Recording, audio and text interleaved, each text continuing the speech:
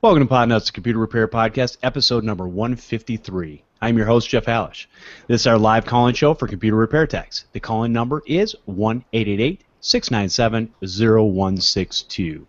Let me introduce you to the co-hosts. We have Chris Carruthers from the Remote Support Tech Team. How you doing, Chris? I am very frustrated at a MacBook, but how are you? Wow, I have nothing to follow up with that. Nothing? MacBook. Nothing? It's a softball, man. Just take a swing. I love Macs. Oh. I'm kidding. It's like I love Linux. Come on. No, that's right. Also joining us today, we have Marvin Bee from maninthevan.net. How you doing, Marvin? I am doing, yes, fantastic. You look fantastic. All glowy and everything. Thank you. Oh. All makeup. Also joining us today from the great state of Michigan, Tom Lawrence from Lawrence Technology Services. How you doing, Tom? Doing good, and howdy, neighbor. One of these days, Tom and I are going to get together. We live actually so close to each other. My work is actually probably 5 minutes from his shop. Yeah, you're like 5 minutes away, 10, maybe 10 with traffic. Not Sunday's easy day to come. That's true. We might have to do that. We'll set that up sometime. Maybe we'll just podcast from your office there. All right, so joining us, we have a great panel for you today. And let's go ahead. Chris, since you brought up the MacBook, what's been going on in your business? Well, actually, in the last 2 weeks, we've had more MacBooks brought physically into the shop than we've had PCs, which is unusual because there's a Apple certified repair shop in town now, and nobody seems to be going there. Oh. But this one, I'm frustrated with it because the owner unfortunately didn't have the power cord, and I don't just have MacBook power cords laying around. So when I asked him to bring it, he wasn't sure which one was it, and he brought me 2 iPhone power cords, hoping that would work. I thought all Mac users were smart. Was that? I thought all Apple users were smart. In his defense, I'm pretty sure he said that this was his daughter's laptop and he's never touched it before. So we're gonna go with that. There's he's a good guy, but it's been sitting on this desk and it's gonna sit here until he either finds the power cord or he asks me to order him a replacement. Now I got a question for you. Does anybody know of a universal power cord, or can you get a power cord that will work with most Mac laptops? Or are they voltage specific? Okay, so you can get a power cord for the different ranges of sizes, basically, for any of the modern ones anyway, and it's a different voltage depending on the size. So like this one here is a 15-inch, and the power cord for it will do the 15 and the 15 to the 17-inch with a slew of different model numbers for it. But there isn't a universal adapter that you can buy. I looked. Okay. Unless someone knows of one. Who said something? Oh, we just keep one of each. That's generally what we do. We've got a whole collection of Mac adapters on the benches. That way we don't have to worry, because the people never remember it, and they always say, "Oh, my Mac has great battery. It'll last plenty of time for you to repair it." Sure. Right. Yeah. And then you find out that this thing doesn't have a charge at all when they bring it in. If anybody knows of a universal one, I'd love to have one that I could just put the different ends on, because I've got one for the Windows laptops, so that would be great. So, Tom, how many different adapters is that? Or how many different adapters do you have there in the shop? I think we have 8 of them. There's not that many. It's a pretty small number. Okay. It's not like the PC ones where there's many more. There's not 8 different... Is there 8 different Apple chargers? I think there's actually only 6 of them are different. I'm not even sure. I've never really counted. I've just bought them as needed, and they're all in a box, and as the techs grab them as they need them. Okay. That's probably a good investment, actually. $15 on Amazon Prime. Oh. 4 people in the States. It's $15. 4 people in the States. Okay. Us Canadians, we pay like $60 for these things. I'm sorry. It's just like Apple tax. You got to pay that Canadian tax. It's just the way it is. You know what? I have to say, though, it's nothing like the Australia tax. Have you ever talked to Bryce about Australia tax? No. It doesn't even matter what it is. You end up paying like a whole bunch extra just because you're in Australia. Well, look at it this way. Plus, you have free health care. Somebody's got to pay for that. Yeah, but my free healthcare has nothing to do with these companies charging us more for electronics. We'll smuggle some in. I don't think they'll make me declare them at the border. I don't know. Have you ever seen those Mounties on those horses, man? They don't look happy. You know, they're not. They have to deal with you guys all day trying to sneak stuff in the country. Oh, all right. So with that, well, that's a good tip. So you can order some multiple adapters, have them on hand. Tom, you said they're on Amazon. Sounds perfect. They're really inexpensive on Amazon Prime. I mean, that's where we buy most of our stuff is Amazon because it's convenient, it's easy, and I remember them not being much money, so I just said, get everyone you need, guys, because my employees have access to my Amazon cart. So okay. That's good. It's not like you won't use them. I mean, if you're going to bring them in for repair, then you may as well have. It's the same reason why you get power adapters for Windows laptops, right? Nobody remembers their power cord when they bring their computer in. Well, the one thing that I have fallen into is I have a universal power adapter for Windows laptops, but the problem is mine for whatever reason is not powerful enough, or it doesn't read right when it's plugged into a lot of Dells. And so a lot of Dells won't even charge.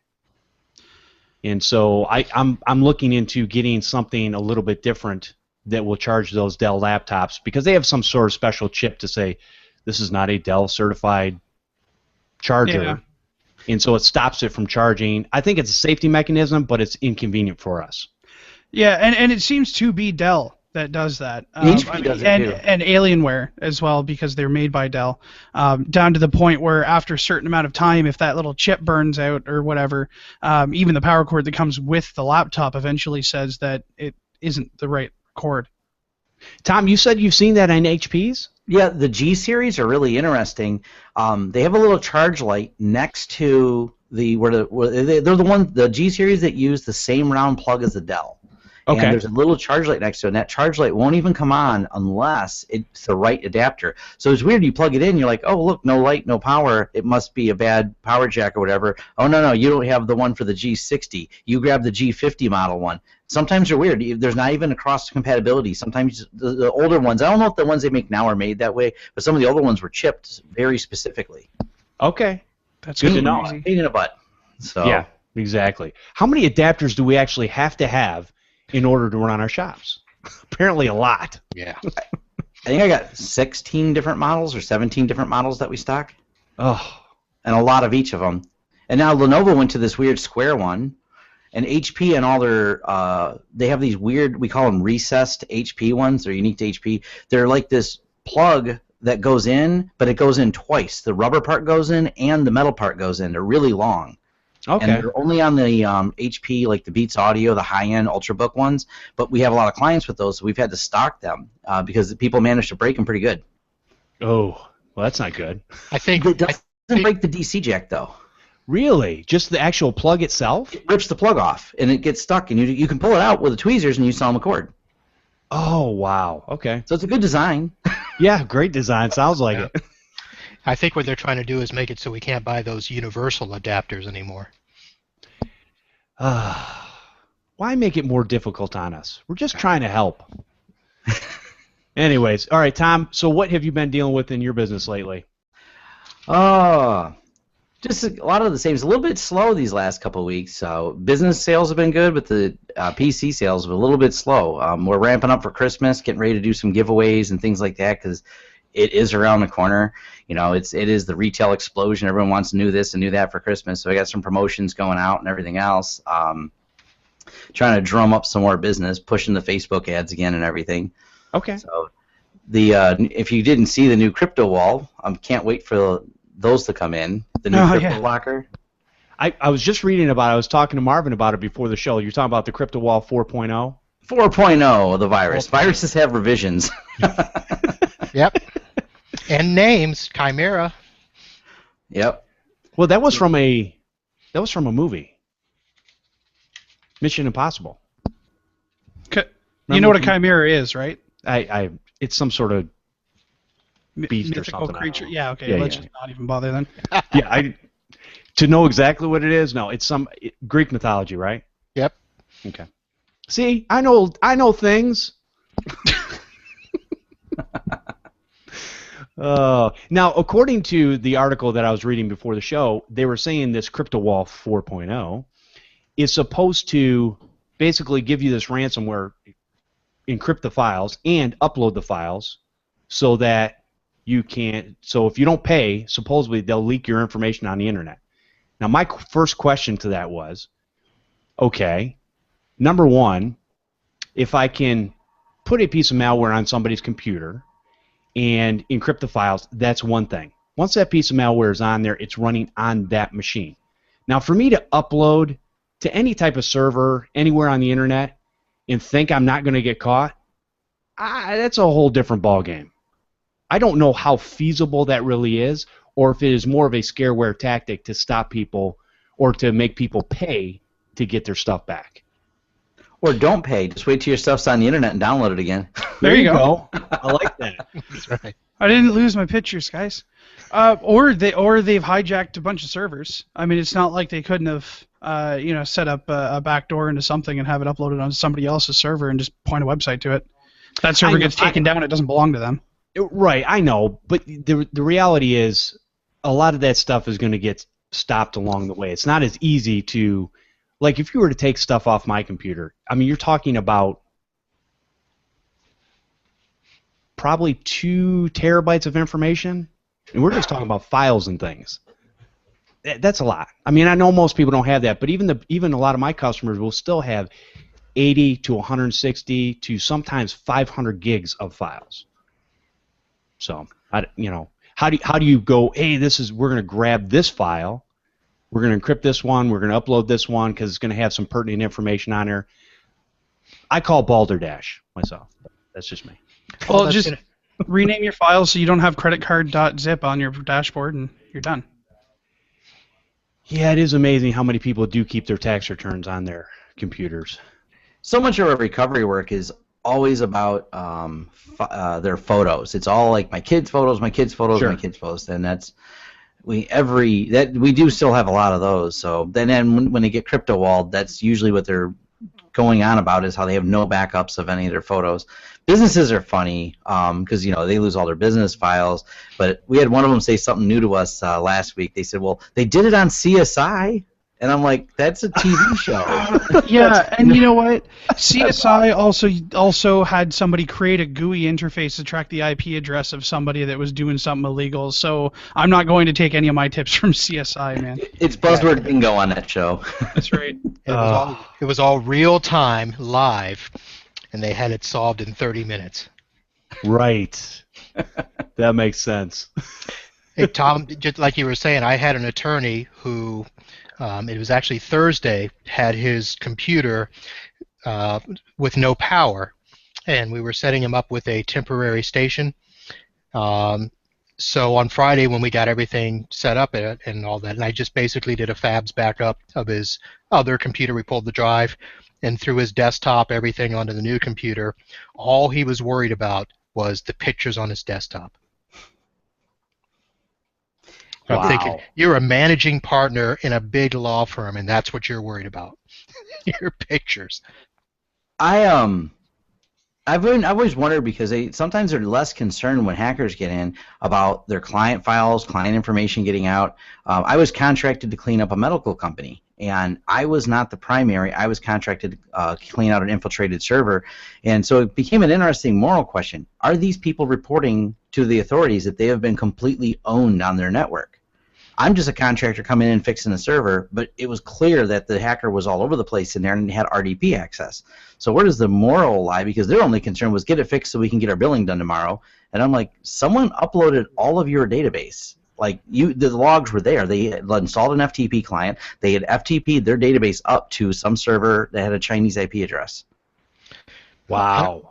I don't think a lot of companies are worried about it unless they feel they're going to be audited, like some of the HIPAA clients. I've got my one customer that we're really going through HIPAA to make sure that they're compliant, and they're actually the only ones that I've dealt with that are actually looking at what do we do if we get a breach? How do we report it? Nobody else seems to be worried about it. In a lot of law firms, it's almost like they don't want you to know about it, just like stores don't want to know that they've been hacked, broken into, because it's bad for business. Sure. Yeah. Bad publicity. Yeah. Yeah. Hey, guys. It's funny too because on TechNibble there's actually a thread. I should actually go take a look at that again because somebody had posted a HIPAA just general form, a general contractor form. And I mean, really, I personally would be having anybody that I'd be working with that needs HIPAA compliancy signing that, and by signing that, they're giving you the authority to report it, and I would report it. I would absolutely report it because if my medical information was sitting on someone's system and it was compromised, I'd want to know. Right? That's not the type of information that you just want to not know is out there, and then suddenly, oh, hey, you know, someone's been making all these claims on my insurance, or somebody's been making all these claims on something else. Like, what do you do if you have no idea that the leak has happened? Right. Good point. Hey, we have a phone call coming in from Rob Berger, so I'm going to go ahead and pipe that in right now. Hey, Rob, you there? Yeah, I'm here. How you doing? I'm doing all right. Good. So what's going on today? Did you want to add to the conversation? I've been waiting. I haven't heard what you were talking about. You guys were still doing the intros when I started to call in, but I rarely get to listen live, but I'm able to today. So I had a question for you guys. Okay. Usually I download the podcast a couple days later, but on this rare occasion I'm able to listen live. Nice. So for when I download this in a couple of days, hey Rob, it's you. Have a great day at work. But anyway, my question for you guys is, I'm working on a customer's hard drive. It's a 7-year-old Win 7 desktop. It's just a regular spinning desktop drive, and I'm trying to copy the data off for her, and it is taking many, many hours. I've copied about 8.5 gig over 24 hours. I have that drive now in the toaster, USB 3 connected to my work machine. Do you have any suggestions for alternate methods for how to access the data? Because it is just crawling. Now, my number one question, have you tried a SATA port? Or have you just done the USB 3.0? Internal to the machine? Yes. No, I have not. So a lot of times when you have a problem with a hard drive, and I will tell you because I was just looking into this myself on my desktop bench machine, I'm actually getting a hard drive connector, because what I used to do is I used to manually connect them to the SATA drive. On the internal parts of the machine, I would have cables sticking out, start the machine up, get it to see the drive. What I did was I actually got a dock that'll do the 2.5-inch drives and the 3.5-inch drives that'll go in a 5.25-inch bay, and it's got a power switch on it. So now I can have my machine live. I can plug in that disk, hit the power button, just go into disk management, have the Windows machine rescan it so it'll see that drive. Because you actually, I didn't realize this, but Scott Moulton taught me this, you don't have to have the machine, running, basically, in order to see that disk, or you don't have to load it up with the Windows load up. So that would be one of the things I would try, because if you're having a problem going through USB 3, I mean, it could be a problem with the drive itself. Tom, you do a lot of these. Well, it is about 7 or 8 years old, so okay. I think the drive is definitely failing. Tom, what are you doing? I'm trying to get about 20 gig worth of data off of it. Okay, 20. Well, yeah, that's still a lot. The Tom, what do you normally do? Is all of our bench computers they're all running Linux, and they all have eSATA docks on them, and so we usually boot it up off Linux, because Linux completely ignores any Windows permissions issues and deals with the small files really well when you're doing the dumps. That way we dump everything to our RAID array. We have a FreeNAS box. That's where we dump everything for the customer files. It's generally the fastest way to do it. But sometimes the drive just has trouble reading, and it has trouble reading, but it doesn't have any smart failures. And at that point, we'll spin write the drive. I've used that tool. We got that on our benches as well. And spin writing it doesn't. I don't know what magic it does all the time, but I will tell you, I've done one that just was hard to read, reading slow. Spin write it, do the level 2, the real fast one.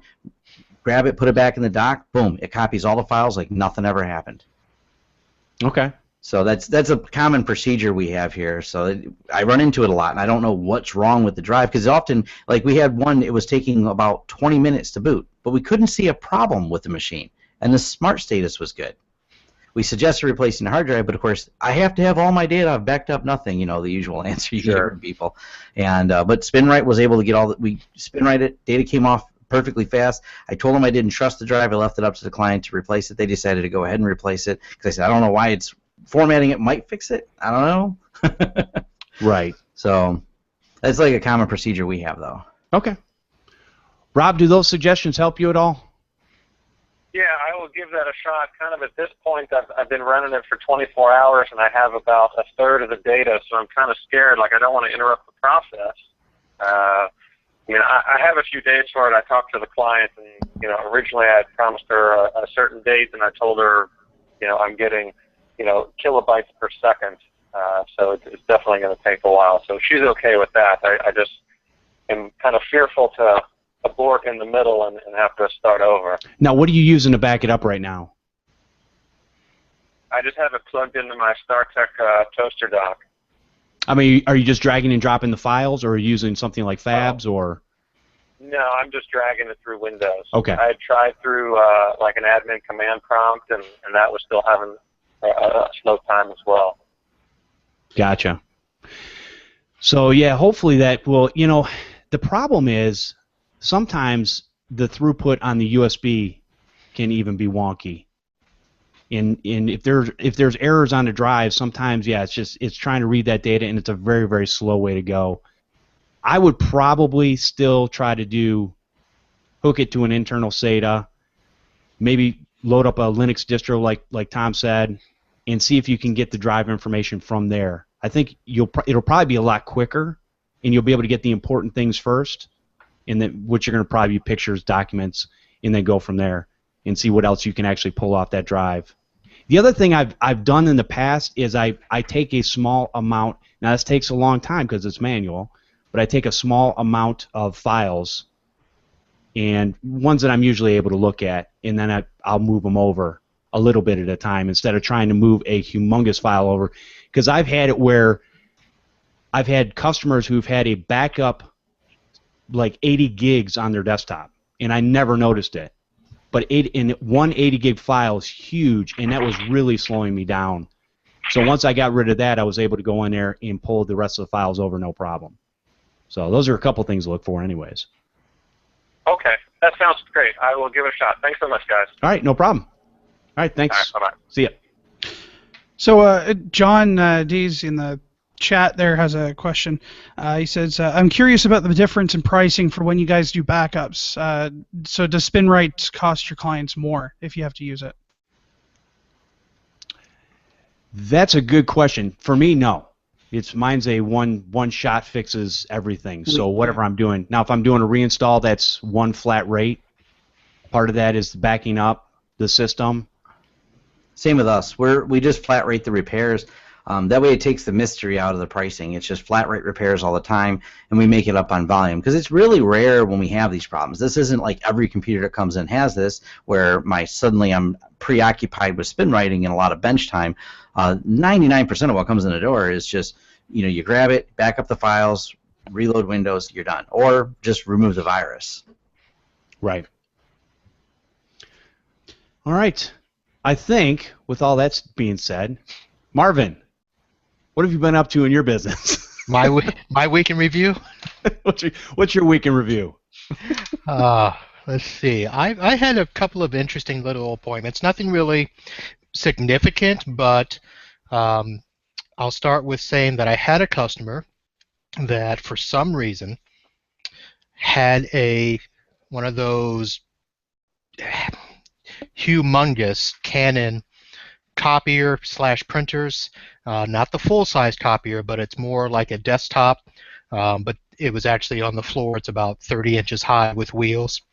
That when they moved from their old space to their new space, they got a new copier, and they were going to use this as a spare, and they decided not to do that.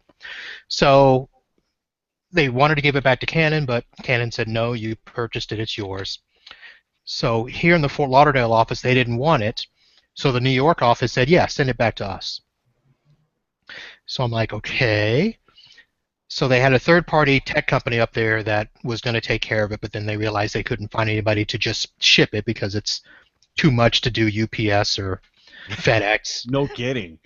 So they called me, asked me if I could take care of it, so I did. So basically, I got to bill a client for my time to set all this up, and they're going to reimburse us $1,048.87 for freight shipping for this printer.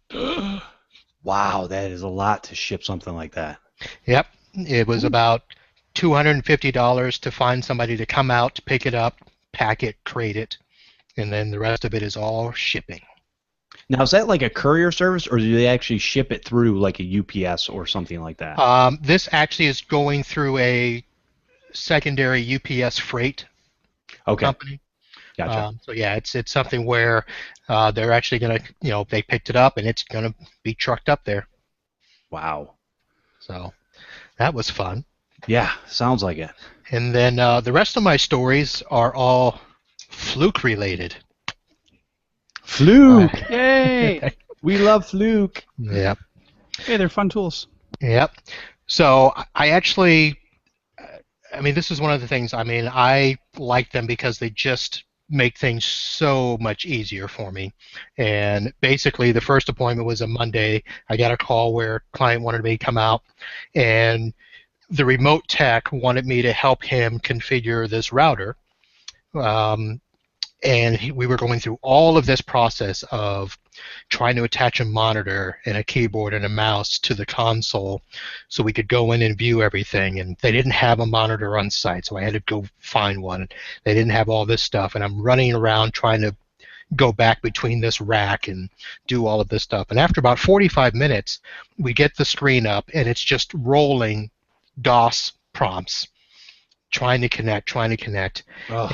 And the guy's like, oh, I don't know what I'm going to do. And I'm like, well, what is it we're trying to do? Well, I need to connect this to the switch so I can configure the ports for it. And so I say to him, well, you realize that there's already 2 cables going from this router into the switch. He's like, oh, I just need to know what those ports are. So I go around to the back of it, and the cables are going from the router up to the top of the rack, and then from there, they're piggybacked over to another rack, and then the cables are going through cable management down to the switches. So all I did was pull out my little handy Fluke, take one cable out, plug it in. Okay, this cable is plugged into this switch, this port. He's like, okay. So I plug it out, take the other one out, plug that in.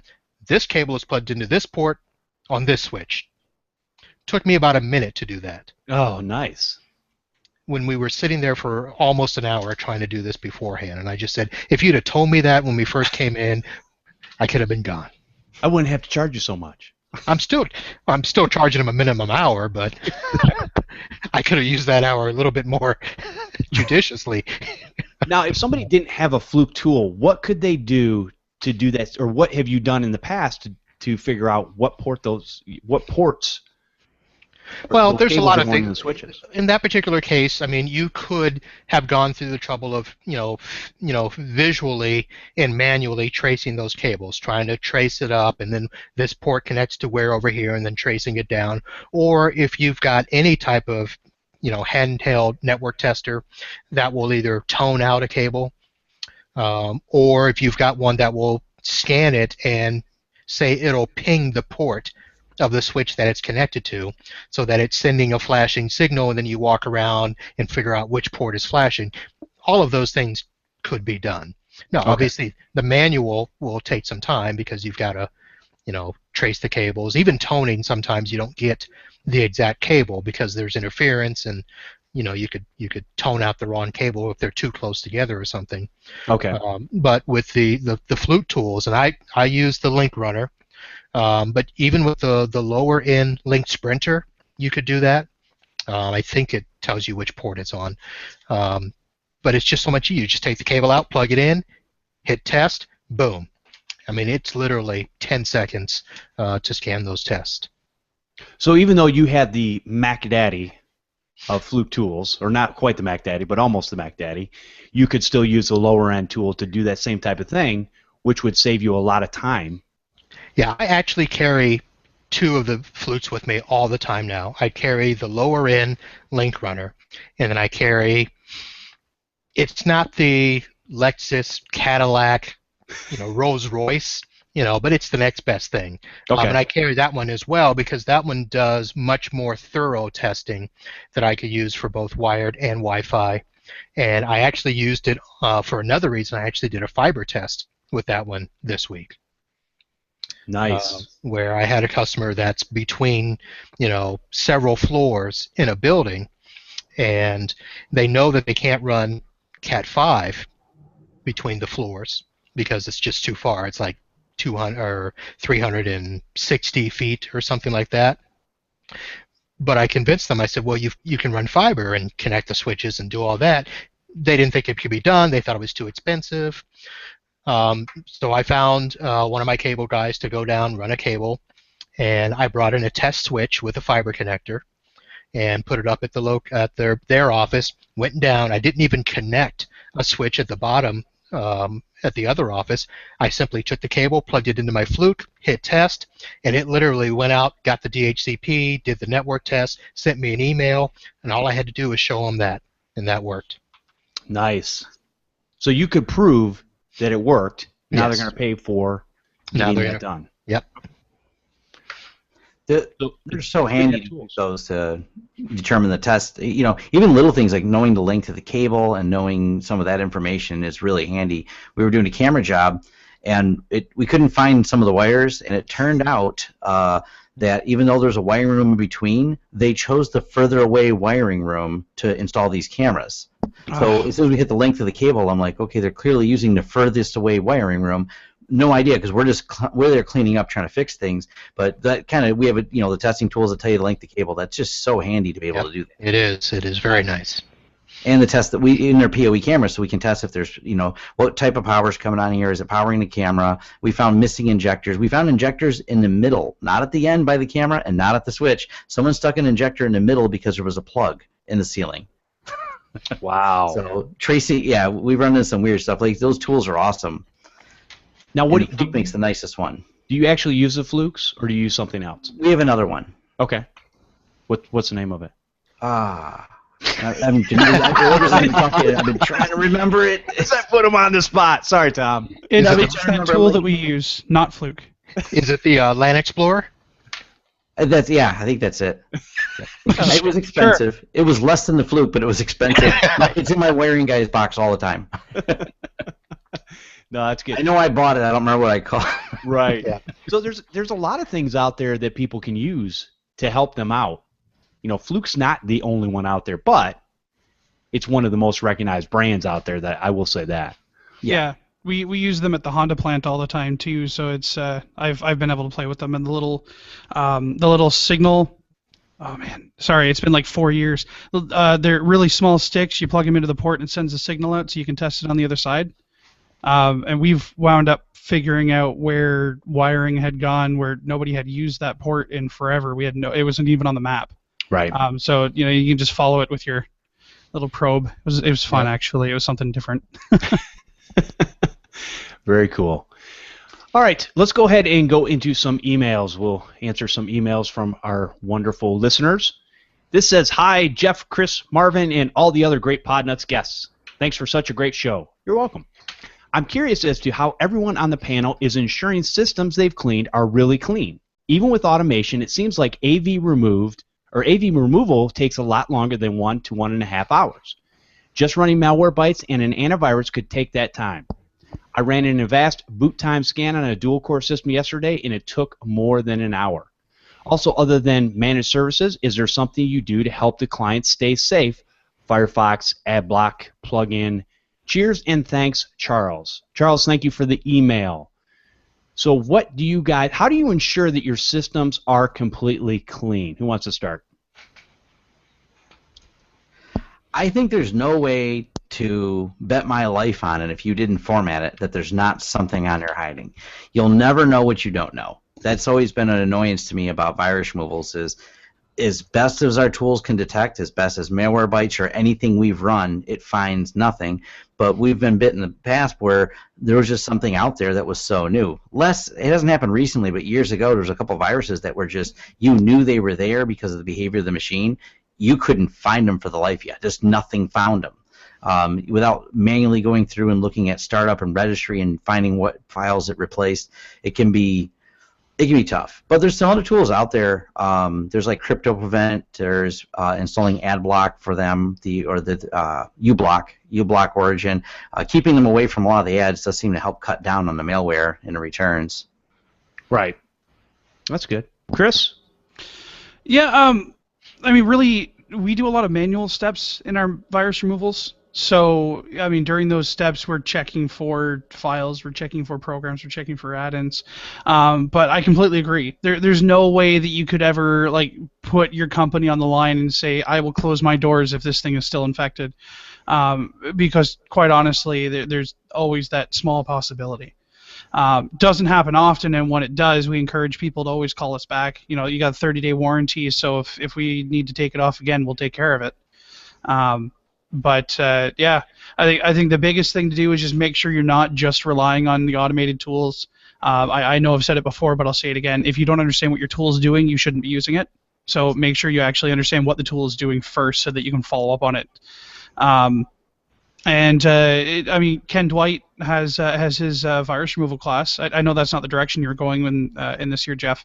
But honestly, if you aren't sure how to follow up with your virus removal processes and manually check for things like that, then his class might be a good way for you to do that, just so you can give yourself this peace of mind and be able to say to your customers with conviction that if this thing's still infected, it's a good one, so bring it back. Right. Yeah, I'm with you on that, especially with the if your techs don't know the tools. Because I've seen a lot of those automation tools. I think there's that one called Repair Tech, and the other one's D7 that like automate the whole process. I don't like that. That scares me because then you're just completely relying on that tool to do everything for you blindly. And that's if that tool misses something, all of a sudden you've got a giant gap in your process because you didn't understand. You're like, I don't know, I press a button and it removes it, right? No. Well, I was going to say, hold on. With those tools, though, because I use both of them, you have to manually set them up. And D7 is actually it's a good tool that I go to all the time. The reason is I've set it up for my type of virus removal that works the way that I do it. There's still a lot of interaction. Yes, there's some automation, but it's not really. They're not made to be just wholly automated tools because there's some things that you still have to do manually. Yeah. You still got to look at. I've got to look at the registry keys. I've got to, there's a couple things on there that I have to manually, visually go through with my eyes to see what's in there. TechWaru has the Registry Investigator, which was created through those guys and Ken Dwight. That goes through the 200 registry keys that are infected by malware, because the problem is a lot of people don't understand this, but when something's running in Windows, it actually has to run from somewhere. Yes. Now it can repropagate itself if you get rid of part of it, but not the whole thing. And so these tools are great as far as saving me a lot of time, but they're definitely not the one-stop hit the button automation tools. I can't use them that way. Maybe there are others that do use them that way. The other thing is, too, one of the things that I run after I'm looking at a system, this is going to sound janky, to be honest with you. I can feel on a system how it's supposed to run. Now, I know it sounds weird. I've been doing this for many, many years. And I can just feel when it's running right and when it's not running right. If there's something in there that doesn't feel right, I will dig into it a little bit deeper. One of the tools I use is auto runs. Because, again, in order for this malware and stuff to run, it actually has to propagate and run. So auto runs will show you all the processes running in the background. It will also show you processes that start up and stop all the time. So you can go in there and actually I do a quick visual check. I kind of know what I'm looking for. If I don't see anything in there, I can tell you that back in the day when I used to do virus removals and spend 8 to 12 hours doing virus scans with tools, I never got a machine back. Today, I do the same thing in usually less than an hour, and I still don't get any machines back. So all I'll say to that is I've learned a better process with what I do and knowing where some of these things are hiding. And a lot of it is visually you definitely have to visually look at things. And I know you can't look at the whole operating system, you can't look at all the registry keys, but I will tell you that Ken Dwight's course will teach you all these things on what to do and how to do it. And to me, it was money well spent because it saves me a lot of time and makes me more confident in the virus removals that I do. So that's why now, like I said again, I use D7.2, I use TechWaru because I use them for different situations, though. I guess I don't have a tool or tools that I use like every single time, except for things like maybe Malwarebytes. I'll run that because it's a very good malware cleaner. TDSS killer, just because it's so quick, and hey, why not? But these are some of the things that I've done in my business to help me get good at what I do. But again, a lot of manual looking. And you just have to have the right tools that are going to point you in the right directions. Because to go in there with just my eyes and go into each and every registry key and look at those, I could do that. I have a batch script that will do it also, just like Registry Investigator for TechWaru. It goes through the keys, boom, boom, boom. Yep, no, they look good. Nope, this one's been changed. Let's change it back to the generic one. You know, all these types of things are the things that I learned from Ken Dwight's course. So to me, it's made me a better technician as far as knowing what the heck I'm doing instead of just going, hey, I'm going to run Malwarebytes and AVG and this and that and the other, Viper security scanner and yada, yada, yada. You know, all these different things that we run to try to get these systems clean. So that's from my standpoint. But let's be fair, though. I mean, these tools are meant to help you move faster. It's not meant to replace a tech. Right. But the only thing that I would disagree with you on that, though, is that the difference between one man, and I'm not putting you down when I say this, but the difference between a one-man shop and a shop that has multiple technicians is you have to have processes, and you have to have a standard list of things. I understand that. So yeah, we absolutely do have a process, and absolutely a D7 is a part of that because we use instant house call a lot. So you know there are certain things that we run through D7, but the thing is, again, you know, we know what those tools are doing, and we know what we're looking to have happen. So you know, there's still a lot of manual that goes into it. There's still a lot of verification, and you're not just going to run a bunch of tools and then hand it back to the customer and say, "Good luck." So here's what I'll say to that. So basically, my whole rant was about I actually use the Force. No, what you're talking about is using your finger in a USB port and like doing your own internal diagnostics. I don't know what you're talking about. Anyway, Tom, what were you going to say earlier? No, you guys are on the right track, though. I've met techs, unfortunately, that blindly trust the tool and don't really take the time to understand how it works. You guys both have taken the time to understand how it works. You're using the tool as an automation process, but you know how it works. So I'm not knocking the tool. I'm knocking the people who goes, I don't know, I just run it. And I swear I have met him. There's another store, and he finally went out of business down the street. He just got stuff. He had a pirated copy of D7, and he just ran it. He didn't really know what it did. Oh, that's fantastic. I'm just like, and I looked at it, I said, that's not your name on it. That's what I told him. Right. But I don't even especially the original D7, when you got that, to set that up, I mean, it really doesn't do anything without you actually going in and setting up for the way that you do virus removals, which you can do with some time, but just to get the generic setup and go push a button, it really doesn't do anything. I mean, from the get-go. He had the other company's name on it and clearly had their scripts and everything. Okay, gotcha. Yeah. I don't know where he acquired it. Well, I technically do because it had the other company's name. But I don't know who they were. All right, Marvin, what do you have to say to that? As far as how do you figure out whether a machine is 100% clean? Well, I mean, basically, I'll reiterate the fact that you just can't guarantee it 100%. But I think to go along with, I think the direction you guys were trying to go with not relying on the scans, but being able to know why and how things work, a lot of that's going to be experience.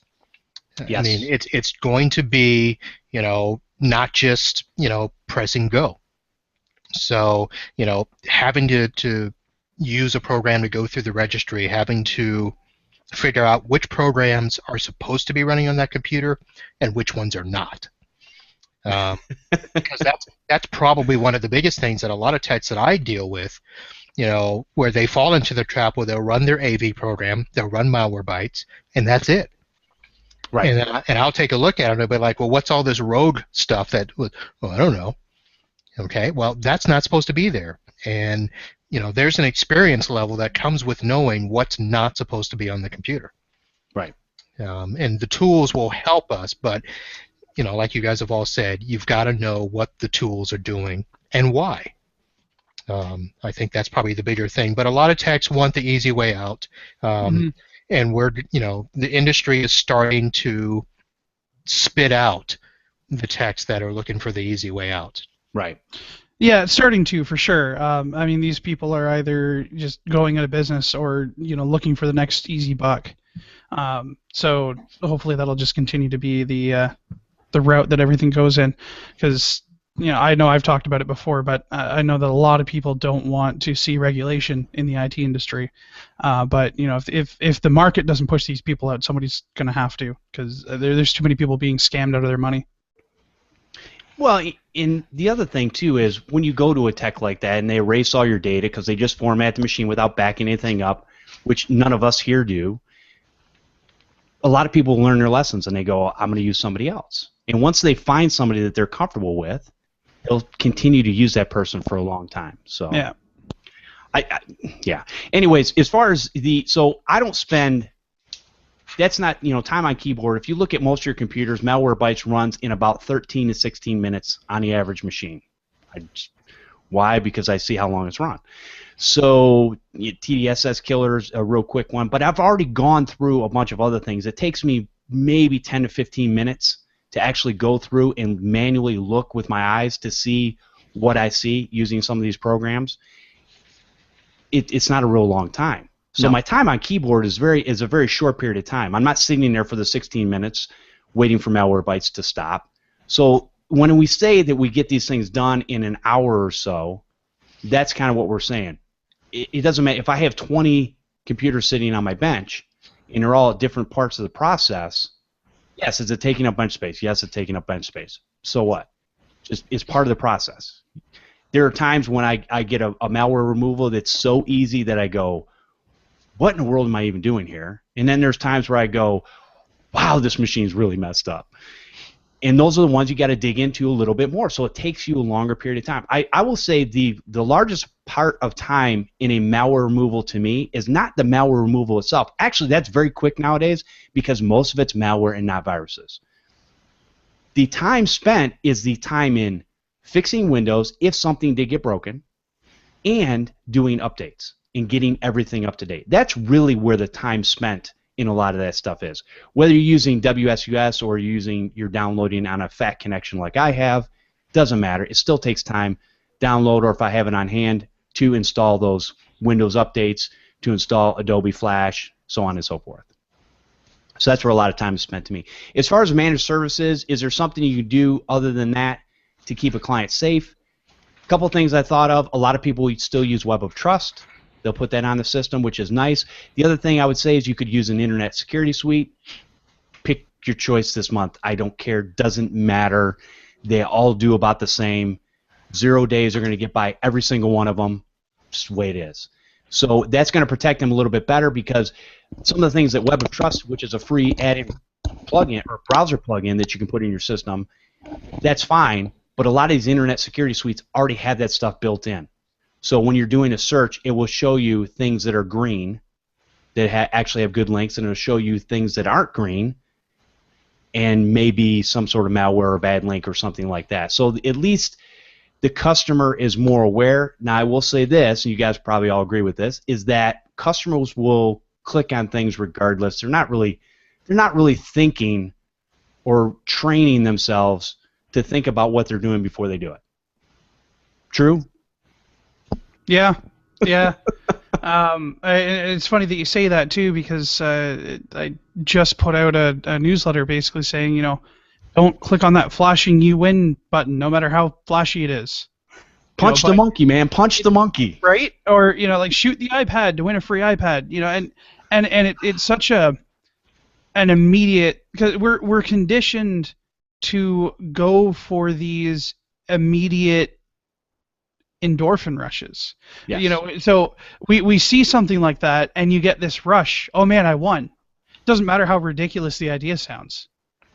I once in a while, when I'm not really completely paying attention to what I'm doing, I'll see that thing flashing, and I won't click on it, but I'll have that split second where when I go, oh, right? absolutely. Because that's what they are designed to do. Yep. These people know exactly what they're doing when they do it, and if you don't condition yourselves to avoid them, you're gonna click on them. Yep, I agree. There are times where I've even gotten emails that have said, your PayPal account has been messed with. We need you to log in using this link. No, The don't let phishing your emails are don't let your ridiculous. Amazon discount expire. Yeah. But no, they are. They do get the human condition. We are wired that way. And anybody that says they're never tempted, you're lying. That's all I have to say to that. Anyways, all right, let's move on to the next. I think we've beat that one to death. All right, so this says, Jeff, excellent podcast. I've started a part-time computer repair service in my area. I use your information, Matt Rodella, and anything I can find to build my business. Right now, I help any person I can with real-world computer issues to get experience. That's good. Could you recommend any prior podcasts, books, or websites that you have personally found effective in your computer business? Any brief insights would be greatly appreciated. Thank you, Paul Hornbogen from Cadillac, Michigan. Hey, another Michigander. Awesome. All right. Thank you, Paul, for the email. We've got 2 Michiganders on here, so we're a team now. So what do you guys say to that? Is there any websites, podcasts, or books that you could recommend for running your computer repair business? Podnutz. Thanks, They're Tom. come to the right place. Man, Tom took mine. There's a lot of information here that's true. We do talk about this stuff every week, and there's been years worth of podcasts that you can listen to. So that is a good suggestion, actually. Yeah, go back through the archives. There's a lot of tips that have been on this show and things like that. TechNibble has some start your business guides, if I'm not mistaken, don't they? Yeah. Yeah, and there's the computer repair business kit with different forms and legal documents that you can use. TechNibble as a whole is a great resource as well, the forum itself. There's lots of information there. And going outside of the tech sphere for a second, because if you're going to own your own business, you have to be a business owner. A really good book that I would suggest that changed the way that I looked at a lot of things was How to Win Friends and Influence People. Oh my gosh, you stole my book. Of all things, are you kidding me? What? What? What are you doing? Listen to this. That was my book. Anyway. Was that your book? Yeah, no. Man, that's a weird good pen choice. name. You Hey, wrote you that know a what? long time ago. I'm telling you, Jedi mind trick. Our minds are melding together right now. Oh my gosh. No, that's a great book. You're actually right, because it's one of the things I thought about when you're really trying to. A lot of people look at that book and they see the influence people. It's not about that. No. It's about learning how to deal with people. Yeah. On a regular daily basis, because in this business, as a technician, they can't just sit behind their computer or in the back room. I mean, I'm sure Tom has some employees that he puts in the back room specifically. For a reason. Because they're really good at what they do, but there's not people. No, I don't know that. I'm just saying, but this is a great way to learn how to be more of a people person, because it's what we have to do. Yep. Excellent book. Marvin? I'm surprised you didn't throw out Michael Gerber's E-Myth. It is a good one for the business mindset. You're absolutely right. It lets you know that all of us are technicians at heart. We all had this itch to become an entrepreneur, and a lot of people don't realize that you actually have to keep learning how to be an entrepreneur. Nobody is just an entrepreneur by happenstance. It's something that you actually have to work on. So, unless you're that's Chris. a good one. Whatever. That's not true. That's not true at all. Actually, this takes a lot of work. I actually feel bad now because I don't want to make anybody that hasn't started running a business yet that's listening to this think that it's going to be easy. I'm just going to go out there and be like, Chris, I had to work hard to get here. Yeah, everybody here did. Yeah, it takes a lot of hours and things like that. I mean, it's a lot to running a business. I've been in business 12 years now, so it's still a lot. Yeah. Now, I just noticed on the Facebook page, Tom, that you became part of a group for small businesses. Well, I actually I got accepted into the Goldman Sachs Small Business Program. It's a kind of like a business accelerator, but they have a lot of prerequisites. If you just type in Goldman Sachs 10,000 small business, it's a nationwide program. They put $500 million into this program to take and develop entrepreneurs in their business. So Okay. there's a qualifying process. You have to have been in business so many years and have so much in annual sales. They have all that information on there. And then you have to tell them why you want to be part of the program. You have to sell yourself to them, and then they'll let you through. And it's a really intense entrepreneurial training program. I'm only 2 days in, and my head's spinning. It's intense. And I'll tell you, the only reason I bring that up is because Tom does something that a lot of businesses don't do. And he is part of you. I notice on the Facebook and stuff on the Facebook. Oh my God, I'm old. Yeah. I notice on Facebook. Whoo, yeah. I notice on Facebook that Tom is always doing something as part of the community. You're always involved in something with your surrounding community. That's where you are all the time, and that's good. And I believe that's why you're so successful in your business and you do the things that you do. We have a lot of community involvement. We do donations. We help out several charities. I actually myself sit on a charity board for the Children's Dyslexia Center of Michigan and do it. I'm on an advisory board for them, and I do have a lot of involvement. I'm an ambassador with the Chamber of Commerce, so I'm involved with a lot of the community events they have. That's an important part to me, is giving back. That I don't know if you've seen last year we had our Pay It Forward campaign. I didn't want to just give away a bunch of laptops. I said, no, everyone write in and tell me why you know someone that needs a laptop and how it would help them. And I actually compiled all the information, and the same names came up. Like different people knew this one person that really could use help because they fell on hard times, and those are the people we chose as the winners. And we were only going to give away 3, and I think we gave away 6 last year. Nice. So we're going to be doing it. We're going to go bigger this year. I think we're going to give away about 10 brand new laptops to people. Nice. Very cool. And I say all that to say this is that you can, by being part of your community, you're able to know people better. You're able to see what the needs are out in the marketplace. Yes. And the needs of individuals, and that's very important, I think, in this business. All right, let's move on to another email. I can't just live in my little tech bubble as much as I kind of want to sometimes. Yeah, me too. Me too. No. Okay. All right. This is, let's see. Okay, so this is a email correspondence, but this is the gist of the message, and I thought I would bring it to the show to see what you guys would do with this question. Also, it says, I had a situation where I was working on a friend of a friend's laptop. She took it to Staples, and in order to get it working, they needed to send it out. She would pay over $300. She's in college and doesn't have $300, and if she did, I'm sure that she would put a down payment on a new laptop. So now I'm at my friend's house looking at a Toshiba Satellite touchscreen out of warranty. It will not power up. It worked before it went in her bag, but stopped when she got to where she was going. I asked her if she had a low battery and if the charger worked. She said the battery was half full and the charger worked. I verified this with a multimeter. The bottom comes off very easily, and I can see the battery and charging ports look plugged in. I checked the connectors for the power button, removed the battery, and looked for liquid damage. The laptop looks fine, so I rehook up the battery and hit the power button one more time. It works. So after everything is back together, I'm assuming that it was a loose connection on either the battery or power button.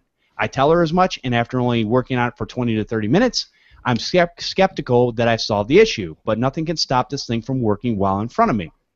I get paid. She agrees to take a stack of business cards and spread the good word about me. I told her to keep an eye on it, and if that problem repeats, I will take care of it. I plan to follow up in a week. My question is this. What would you have done to verify that the PC was okay to go? I basically did a quick visual hardware check. There was no hardware diagnostic software on the machine, and I had no quick way to run a scan. I don't like giving the machine back with magical fixes or more questions than answers. Would you hand it back and hope for the best, or is there something else I could have done? Thanks for the information and the feedback. Brian McDermott. Thank you, Brian, for the email and the correspondence back and forth. So what do you guys do to verify that your hardware is in fact working? And I will tell you right now that there are a lot of times where seriously a customer asks me, what did you do? And I just go, I have no idea. But it works. Are you happy? Thank you. That'll be, $1 billion. $1 million. That's anyway, right. So what do you guys do, Tom? What do you guys do to check your hardware to see whether it's working? Is there anything specific that you would do other than what he had already done? You know, we've run into this. We had an Alienware, and it was same thing, just out of warranty, and it was the top of the line one. I mean, it was a beautiful computer, and the guy had no idea. He said, it just won't come on. We hit the power button, and he's right. It doesn't come on. And what the fans would do is jiggle, like it was trying to come on. Okay. So we went ahead and took it apart, checked the buttons and things like that, opened it up a little bit. They come apart pretty simple, and we go, I don't know. I don't really see what's wrong. So we put it back together, and it works. And then we go, all right. So then we ran some of the gaming tests. We ran gaming demos. It was here for 3 days. And we told the customer the same day, it comes on now. And he's like, awesome, you fixed it. What'd you do? I'm like, we don't know. So we're always at least upfront and honest with it. We didn't. Sure. And we said, we really have done nothing. So it sat here for 3 days on, which that even with those fans, that's a pretty hot computer. And we let it just run, gave it back to him. And we actually didn't charge him because we really didn't physically take it. We just pulled the bottom off and like pulled just one panel off. So I'm like, I told the guy, I feel awkward even charging you. I said, let me know if it happens again. And I did the same thing. I said, you know what? Send me some customers. You guys are awesome. You're being honest. I mean, you could have lied to me and said you fixed something expensive. I'm like, we're not sure it's not going to happen again, but we can't make it happen again. So in those cases, when I have no confidence in it, I would feel awkward charging the customer unless I actually have a lot of time in it, which we didn't. So we sent it out. And it's happened before where we've just popped the battery out, popped it back in. It starts working, but we can't make it quit again. So we just let it go back to the customer because I feel awkward if I charge them that I'm on the hook, and especially if I give them a minimal fee because I put minimal effort into it. Whenever that big problem comes back, they're not going to want to pay. Right. No, that's a good point. That's a very good point. Chris, how about you? I know you're not a big hardware guy. Well, yeah, actually you are. Well, no, I am though. Yeah. I'm sorry. I'm sorry. The great and awesome, wonderful Chris. My apologies. Just don't look behind the curtain. No, you know what? I mean, sometimes just disconnecting and reconnecting. Like, have you tried unplugging it, and plugging it back in? It's like it sounds ridiculous, but it's so true. I don't pretend to know 100% about how this works, but I know that we had a lot of Lenovo laptops at the Honda plant, and I've had plenty of laptops that people have called in with, and just popping the battery out, unplugging the power from it, and holding down the power button for a minute, and just clearing all the power off of that board fixes so many problems. And I'm almost willing to bet, and Tom, I'm sure that you guys tried this on the one that you were talking about, but a new tech might not think to do that because that's one of those experience type things. It sounds ridiculous, but it works. I'm willing to bet that may not have been tried, and if that was tried first, he would have saved himself a lot of time pulling that laptop apart. Right. I think it has something to do with the capacitors. I don't know if anybody has an actual explanation. I'd love to hear it. My understanding is the capacitors either overcharge or don't charge enough, and then it just kind of needs to be cleared. It's like quasi in between or something. It is kind of strange. Yeah, like I said, I'm not an engineer, so I'm not going to pretend to completely understand it, but that's as far as I know about it. It's the equivalent of, especially on a laptop, it's almost the equivalent of clearing the CMOS without actually clearing the CMOS. Yeah. It is getting all the electrical charge off there because sometimes it does get stuck in that in-between state. Who knows? The thing could have died at one point and just shut off, and then it's gummed up. So the one thing I always do, especially when I have a power problem, is that I always pull the battery when I'm plugging the laptop in. And what I'll do is I'll hold the power button for 30 seconds to a minute, plug it in without putting the battery back in. The other thing to check for always, too, is I've had this where batteries start to short. And if a battery starts to short, it could cause a problem. Now, is there a great way to test that battery? There are ways to test it with a multimeter. It's kind of a pain, but you can do it if you think that's a problem. But at least do that as a test. Pull that battery out, plug it in. If it powers on, then hey. The other thing, too, is it could actually have been, I don't know how far he went down in the power switch, it could have been a loose connection. Those things are jiggling around in bags all the time. They move around. Those things happen. You never know. So, but, yeah, now, personally, I've just started doing this. If I pull a laptop apart at all, I at least charge a diagnostic fee. So I might not charge my full rate, but I'm at least, even if I don't 100% know what I did to fix it, if I fix the problem, then I go ahead and charge that diagnostic. But that's just me. Marvin, what about you? If it's more than a yes or no question, I charge.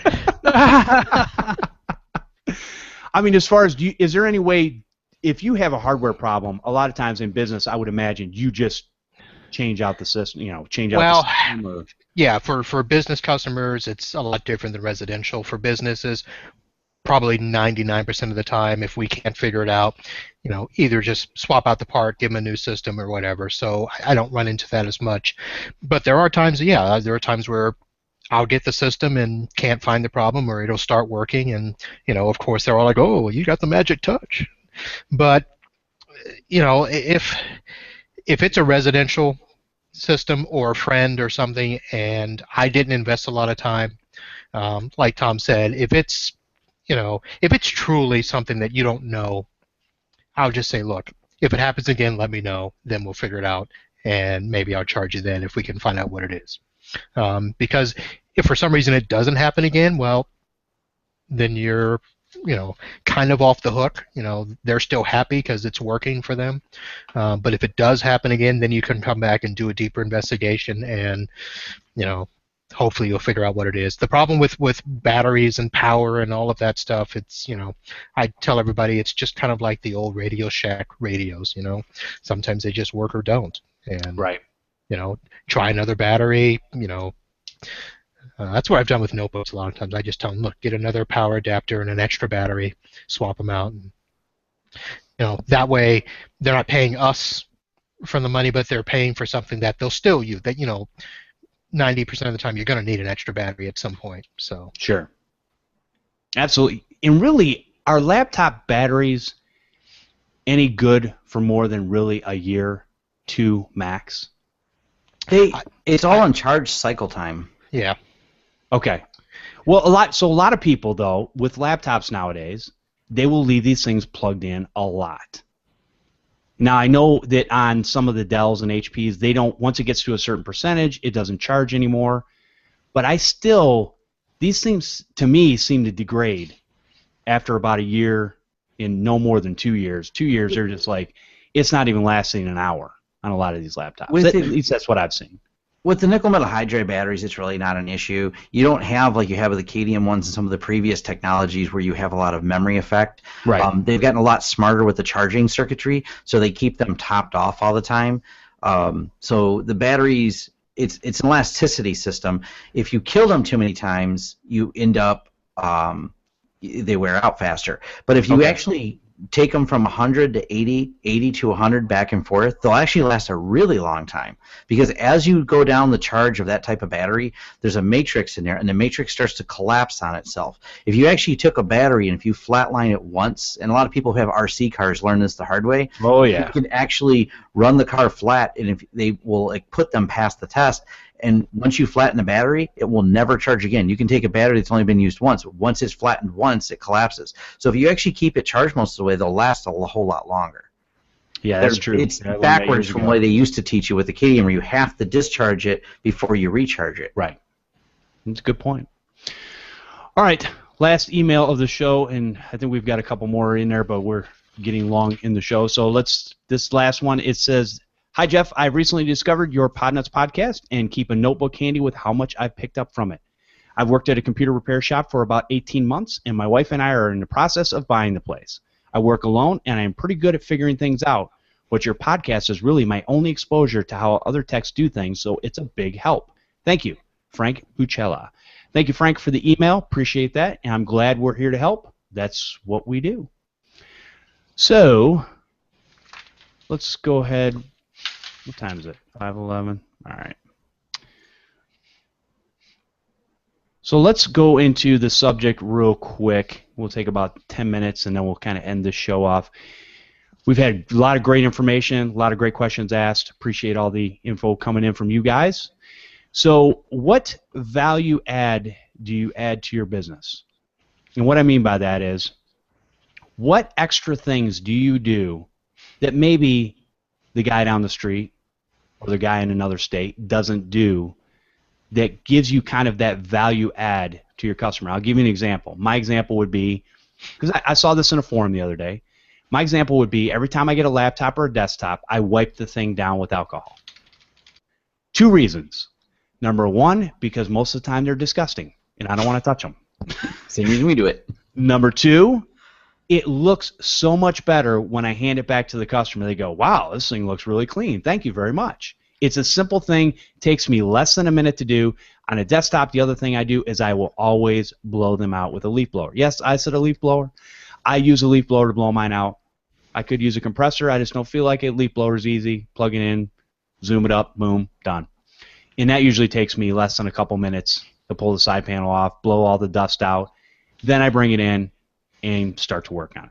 Those are the value, in my opinion, because I know there's shops that don't do that. They don't even think about it. They're like going, oh, I didn't make this thing a mess. Why should I clean it up? And to that I say, ew, but whatever. That's up to you. So what types of value add do you guys add in your businesses? I don't know if you can think of anything. The blowout thing. Anytime we print our tickets for our retail customers when they come in, the first step on there is clean out the fans and wiping down the computer, and it's part of like a checklist that gets printed out on each ticket that goes with that. That is the first thing my techs do, and we do it for the same reason. I kind of joke, we always clean up your laptop. I don't tell them it's for our safety too, because exactly. Right, people bring in some really gross stuff. That's. The flat rate pricing makes us a lot different than the competitor. The guy on the street, and literally 2 stores opened up 2 miles from here. One of them's already out of business. He didn't last but about a year and a half. But anyways, they didn't take that time. They also do like the mystery pricing of, we'll get back with you. It's always more, and it's always one more thing and stuff like that. Okay. So we try to we have different prices for different services, but it's flat. It's this much to get this done. No mystery, no guessing. It makes the customer comfortable because they go, oh, I know how much it is. And then they go, well, you're going to call me after I approve this and ask me for more? I'm like, no, it's this much. So being very clear to them. And in the end, our follow-up, we give, just like Chris does, the 30-day warranty. So that builds confidence. And we always put our remote support icon, because anytime you fix a computer, they take it back home and they're like, my printer doesn't work. Having that remote support icon makes it really quick for us to look and go, it's clearly not plugged in, or you chose the wrong printer, or it doubled up and installed the printer a second time. That little bit of follow-up we give with the remote support, but putting the icon on there means I don't have to spend 8 minutes of my time explaining how to find our website and how to download it and how to click yes. So those are just the little things we do for them to make it very convenient for them. That's actually a great idea. It's something I didn't think of. I have the ability to do it, and I do it for my managed service customers because they give me unattended access to their computers. But I didn't think about it for just having that. Hey, if you have any questions, click on this icon, give me a call. We can hook you up. So we're using Screen Connect, and Screen Connect does these cool little support buttons that you can create. It's a plug-in for Screen Connect. It's really easy to do, and it's simple, and it makes it easy for them. They double-click, they type in their name, and they connect. Yeah, I actually use Instant House Call, and I've uploaded my logo to it, so when I download it onto said computer, it puts the shortcut with my logo right on the very cool, right on the desktop, so they can just says get remote support. You can click on it. It makes it dead simple and easy, and that's my icon because it's a nut, not me, my logo. Anyways, so with that being said. I often joke that when I take my customers to the website, and I don't actually do this, but it would be funny. I'll take them to the website, and I'll go scroll down all the way on the right-hand corner, click on the nut icon. No, not the picture of me, the nut icon down at the bottom. You really mess them up by hyperlinking your picture and the nut. Oh, that would be good. And then just see which one they click on. Do like a little bit.ly thing, and then you can take a comparison at the end of the week. Oh, that would be way cool. We have our SEO is good, so if they type in PC pickup remote support, it drops them right on a remote support page, so that's been handy. Oh, that's nice. That's a great. No one types websites in, everyone searches, so I just tell them type in PC pickup remote support, and that's the first page that comes up. So that's the one reason too that I don't like using the remote support software that I've used in the past, where you have to give the customer a code. Oh no, yeah, it's 75734E00. Is that a 0 or a O? Yeah. I've been using Screen Connect for a while. I've been really happy with them. Although unfortunately they got bought and changed their pricing model. We do have the self-hosted option. So okay. No, you know what? It's a great option, and I like you've taken that out because you've decided to download it on their computer already. All they got to do is click an icon. Genius. Simple. Exactly. Keep it simple, stupid. Now, we actually go a step further. When we know they're going to have problems, we pre-connect it before it leaves and let them know it's already connected. When you get there, call us because we'll see it pop up on the screen. We've done that for a lot of people that we already know they're going to have a problem when they get there. It's predefined. They're like, you formatted my computer and I have no idea how to install the printer. And they don't even remember what model. So we'll just have it pre-connected, and as soon as they get there and plug it in, we'll finish the service call. And they prepay for it in a store, so they've already paid. They've already had the fee to set up their printer. When they get home, we just have remote control when we load the printer drivers. That's awesome. Yeah, that's great. It saves the step. Yes. Pre-connecting before they leave. Yep, absolutely. All right, Chris, what about you? Do you have any value add in your business besides being the awesome, great, and wonderful Chris? Well, hey, everybody that walks out here with a smile. No,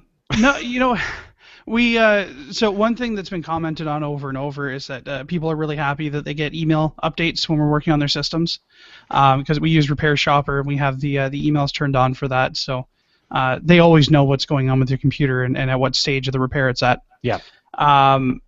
We do a 7, 14, and 30-day follow-up. So the automated email goes out to them just saying, hey, we worked on your computer, just wanted to make sure everything's going great. Reply to this email if you need anything. And that's generated people to respond back and say, hey, thank you so much for reaching out. I actually was meaning to call you about this, but. Right. So, it's prompting them for that. And then our rewards program is a huge value add because we're the only computer shop in town that has any kind of rewards program for our clients, which we're already getting people who have never even stepped foot in the store signing up for our rewards program because they already have the card. So they're already pre-excited about getting free stuff for having their computers fixed here. That's right. I want a Coke and a smile too. That's right. Hey, a little bit of Coke never hurt anybody. Coca-Cola, just so we're clear, family friendly. I was being clear. What? How many? Do you have trouble acquiring email addresses from your retail people that walk in? No. No. They tell me they don't have an email, they don't use email. I get a lot of weird answers. I think it's the area I'm in. Businesses, of course, are no problem, but they literally, and some people go, I have an email, I checked it about a year ago. I mean, they told me they needed it when they signed up for their Android phone and have never used it since. Right. I get a lot. Let me borrow your phone for a second. I'm going to get your Gmail address off of here. You know what? Our most of our marketing goes out by text when it comes to the reward stuff. So we're getting cell phone numbers anyway. But no, I don't think I've ever had anybody tell me they don't have an email address. So either you're in a weird area where people are still writing themselves letters. We're in a very backwards area. Yeah? Because it's either that or they don't want to give out their email address because they don't want to get spammed. I still mail out 10% of my invoices, physically mail them because I deal with large companies that don't like email. I'm talking like they're doing millions, they're automotive, and they don't like using their email. I have AOL addresses for lots of doctors' offices. Yeah, I can see that. You should probably tell them about the that little AOL leak with what was it, the FBI? Yeah, I'm dumbfounded sometimes. We have an auction, a large auction company. They're huge. We're talking $1 million auctions. He runs his business with an AOL address. Blows my mind. Yeah. Oh, yeah, I believe it. There's a lot of people that still have AOL addresses. Still. It's what they're used to, and you still got to get around that silly software, AOL 9.0 or whatever the last one was. Or 10, and 10. We have his email, his name and his company name forwarded to his AOL address because that's what he wants us to do. Wow. Very interesting. That's insane. And you know what? I bet you it's because he still wants to use the AOL desktop application. Yes. Yeah. A lot of people do. And sometimes I have to get them off of that. I go, this is causing problems. You cannot get the emails with the attachments that you need in order to do your business. You just can't. How about AOL is barely doing anything to support their own product? Right. That too. All right, Marvin. What do you do to value add to your business? Well, first of all, yourself.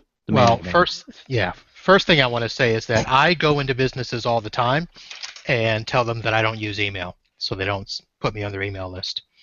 Ooh. And then they look at my shirt and look at me, and I'm like, don't use it. Nice. So This is my work email. The boss would kill me. You are the anti-tech. That's what you are. I am. It is awesome. They just freak out. Listen, I have no phone number. You can't call me. I will call you, and I have no email. So guess what? I'll get in contact with you when I'm good and ready. Well, the best is when people want to always, what's your cell number so we can call you? And I give them another number that also rings my cell, and they're like, well, is that your cell? I said, that'll get to me. That's all you need to know. You do not need to know my cell number. And if you really push back, you could always tell them, listen, I could tell you my cell phone number, then I'd have to kill you. There you go. No, then I'd have to hack you.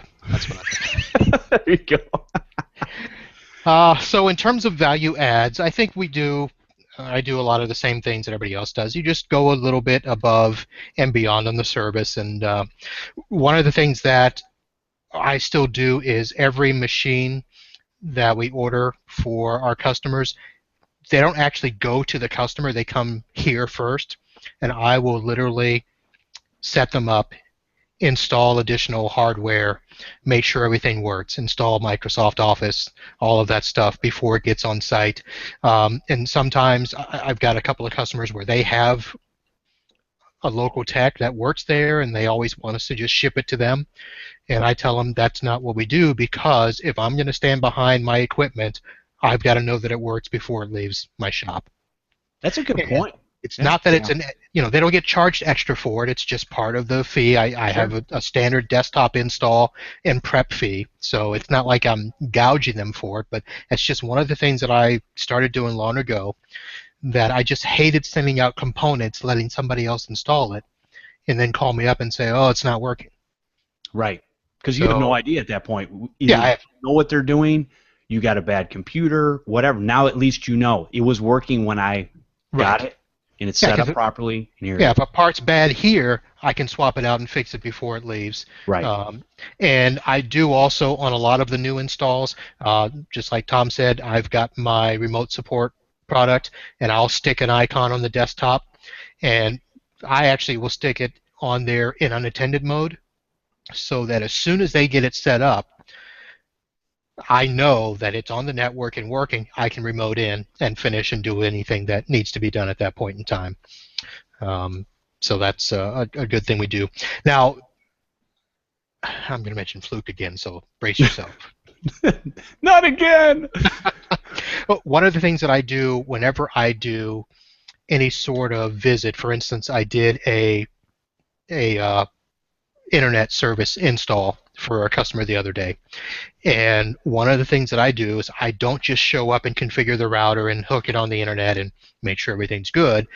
I hook up my Fluke and do all my testing with the Fluke and save the report, so that if I'm doing this for a customer, if I'm doing it as a subcontractor for another customer, and the tech wants to, make sure that we're working, I can actually send him that report to show that here's how it was configured, here's the test, here's the pass, here's the email sent, and all of that stuff.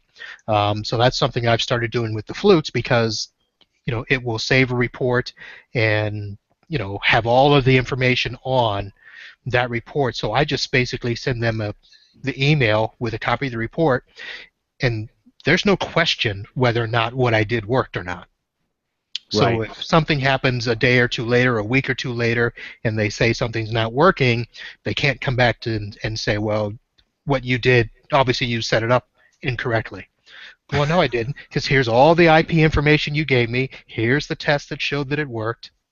So I do that with my Fluke. Now, if it were something where I had to show up and do a network analysis, that's going to be an extra charge because I use the Fluke. But whenever I do, IP reconfigurations, router installations, anything like that where I have to prove connectivity, I will use the Fluke, save the report, and do that. And on the one Fluke, I can actually save a picture of the screen that shows that my Fluke connected to their switch, to their gateway, to their server, to Google. I can show all of that with a big green bar that shows that it passed. So it's a visual picture that says, nice. There it is, it worked. That protects you and protects your customer and saves you a lot of time, I'm sure. Oh, yes. Very good. All right, very good, gentlemen. It's been a great and wonderful show. As Chris steps out behind the curtain. No. So, anyways, Tom, if people wanted to find out more about what you're up to, where would they go for that? My website, lawrencesystems.com, and I also have the new Nexus 6P. I'll be posting a blog post update. Ooh, nice. I got Google Fi as well. Is that on your website, the blog? It's not there yet. I just got this. I just got it activated, so I'll be doing a video and an update. So, but I publish, my YouTube videos, and right. I'm actually going to be finishing one on my accounting system that I use today. I'm putting some more of those together. Okay, I was trying to figure out what you were doing during the show. Now I understand he was activating his phone while he was on the show. Hey, multitask, man. Yep. Very cool. All right, cool. Well, definitely check that out. Yeah, he's got a lot of great videos and good informative stuff that can definitely help you out. Even a lot of stuff as far as even an end user. You want to figure some things out, but there's a lot of good tech tips and different things that he has in there. We're trying to put more of them on there. It's a constant. Always. And so, Mr. Marvin Bee, Man in the Van, where can people find out more about what you're up to in your fluky devices? Well, I'm going to invite you at this time of year, as it starts to get cooler in your part of the country, come take a trip down to Fort Lauderdale, Florida, and bask in the sun of paradise. I might actually take you up on that. I'm not driving. Okay. The pool's clean. Oh, man. Just go to our website, mbsystems.net, or you can go to maninthevan.net. And at the bottom of the page, you'll find all my contact information, connection to my Google Plus and LinkedIn. And pretty soon I'll be getting the Facebook link on there. And, the Facebook. Ooh, the Facebook. Yep. I like the Facebook, too. Whatever. It's one of those days. So, Chris, how can people find out more about what you're up to and what you actually do in your business besides sitting behind a computer screen all the time? Besides sitting behind, we don't do anything like that here, Jeff. Oh, okay. I'm sorry. So you can always go to our website, www.rstechteam.com. You can email us at info@rstechteam.com, or you can join our newsletter, because we'll be putting out our announcements to our newsletter fan base. For those of you who don't know, since I didn't bother to say it at the beginning of this, I am from Remote Support Tech Team, and we do white label IT services for IT companies. So we're the guys to talk to if you need anything like that. Definitely check him out. Very cool. Appreciate each and every one of you coming on the show today and sharing. It's been a lot of fun. I want to thank you, the listener, for watching the show live and interacting. It's been great having the emails, having the call-ins, and all that stuff. So come join us live for Computer Repair Podcast every Sunday at 4 p.m. Eastern over at podnutz.com/live. You can join in on the conversation by calling in live and hanging out in the chat room. We have audio available over at podnutz.com, or subscribe using your favorite podcatcher. You can also subscribe to our YouTube channel, Computer Repair Podcast. You can email questions and feedback to podnutz@podnutz.com, or you can leave a voicemail, which we will play on the show, at the same call-in number, 1-888-697-0162. So just to let you guys know, if you can't be around live, go ahead and call that number, and we'll play those voicemails and also answer those on the air. If you've been helped by the information on this show, and I would encourage you to support this show by going to patreon.com/Computer Repair Podcast. I want to thank everyone for listening and subscribing to the show. We'll see you next time on Podnutz, the Computer Repair Podcast.